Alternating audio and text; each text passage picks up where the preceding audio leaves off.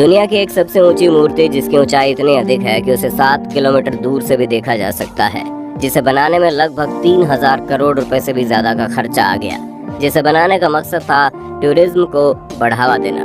लेकिन क्या वास्तव में दुनिया की सबसे ऊंची मूर्ति अपने मकसद में कामयाब हो पाई?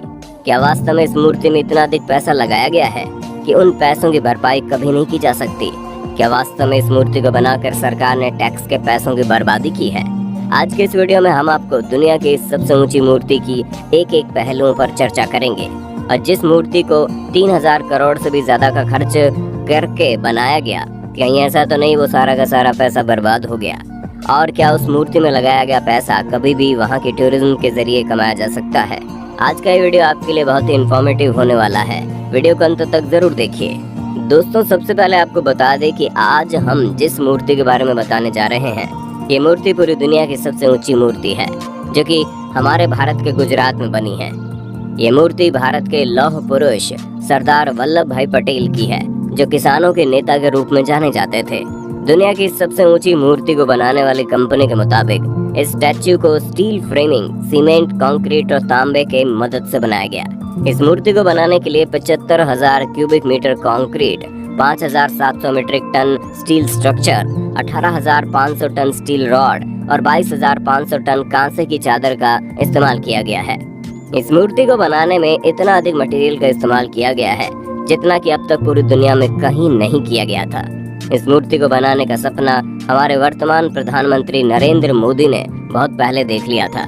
यही वजह है कि साल 2013 में ही उन्होंने इस मूर्ति की नींव की स्थापना की और 31 अक्टूबर 2019 में दुनिया की सबसे ऊंची मूर्ति स्टैच्यू ऑफ यूनिटी बनकर तैयार हो गई। इस मूर्ति को बनाने में जितना भी पैसा खर्च हुआ, उसमें से सबसे अधिक पैसा गुजरात सरकार ने दिया।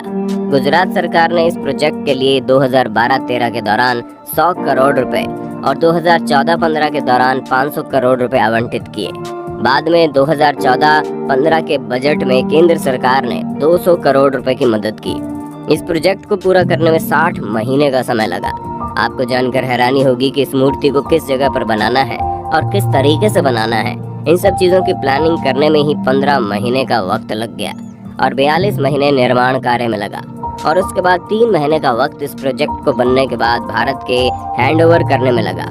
लार्सन एंड टुब्रो को ये प्रोजेक्ट 27 अक्टूबर 2014 को मिला और कंपनी ने प्रोजेक्ट के डिजाइन, निर्माण और रख रखाव के लिए 2,989 करोड़ रुपए की सबसे कम बोली लगाई थी।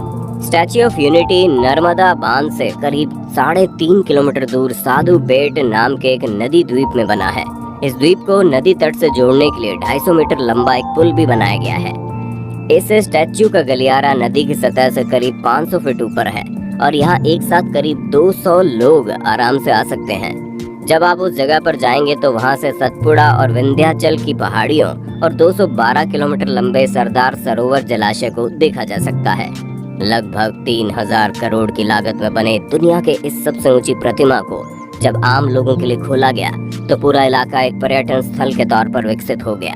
हर रोज यहाँ हजारों लोग दुनिया की सबसे ऊंची प्रतिमा को देखने पहुँचते हैं और इसी का नतीजा है कि महज साल भर में स्टैच्यू ऑफ यूनिटी ने कमाई के सारे रिकॉर्ड तोड़ दिए।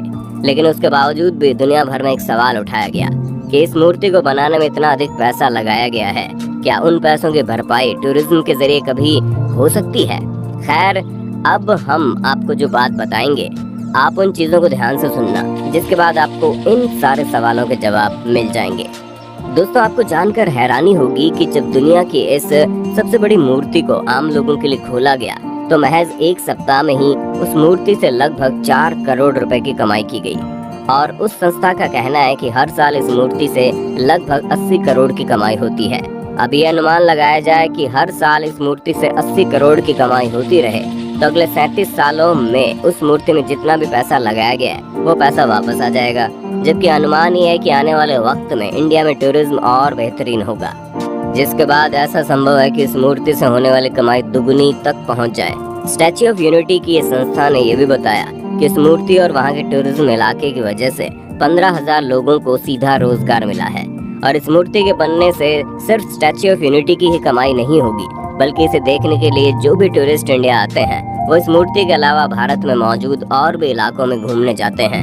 खैर, इन बातों को जानने के बाद आपको क्या लगता है कि इस मूर्ति को बनाने के पीछे जो पैसा लगाया गया वो बर्बाद गया या फिर एक इन्वेस्टमेंट है? आप अपनी राय हमें कमेंट में बताना। दोस्तों, आपको बता दें, कुछ लोग हमारे भारत में ऐसे भी हैं जो भारत के इस मूर्ति की तुलना चाइना की सबसे ऊंची मूर्ति से करते हैं। आपको बता दें, भारत का स्टैच्यू ऑफ यूनिटी जब नहीं बना था तो उस वक्त दुनिया की सबसे ऊंची मूर्ति चाइना में बना स्प्रिंग टेम्पल बुद्धा की मूर्ति थी, जो कि बुद्ध भगवान की एक मूर्ति है जिसकी ऊंचाई लगभग 128 मीटर की है। कंपैरिजन के लिए आपको बता दें कि चाइना में बने उस मूर्ति के पीछे वहां की सरकार ने $55 मिलियन का खर्चा किया। वहीं दूसरी तरफ भारत ने जिस मूर्ति को बनाया है उसको बनाने के पीछे $180 मिलियन का खर्च किया। लेकिन आपको ये भी जानने की जरूरत है कि चाइना में जिस मूर्ति को बनाया गया वो भारत में बनाई गई मूर्ति से बहुत ज्यादा कम है। चाइना में जिस मूर्ति को बनाया गया उस मूर्ति से वहां की सरकार को कोई भी कमाई नहीं होती, लेकिन वो दूसरी तरफ भारत में जिस मूर्ति को बनाया गया उससे भारत सरकार की हर साल लगभग 80 करोड़ की कमाई हो रही है। दोस्तों, ये तो आप सभी जानते होंगे कि ताजमहल को भारत की सबसे सुंदर धरोहर माना जाता है, जो दुनिया के 7 अजूबों में शामिल है। दुनिया की